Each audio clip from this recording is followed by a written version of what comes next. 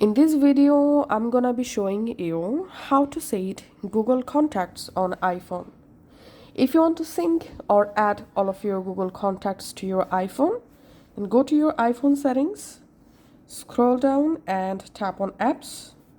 From App List, find out Contacts app and tap on that. Tap on Contacts Account. Tap on Add Account. Select Google. Tap on Open Browser and you jump into Google sign-in page. Enter here your Google account email address, then tap on Next, enter your password and just go ahead and add your Google account in here.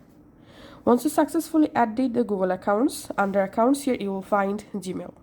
Tap on Gmail and here you will find Contacts. Now to add or sync your Google Contacts to your iPhone, must turn on Contacts in here.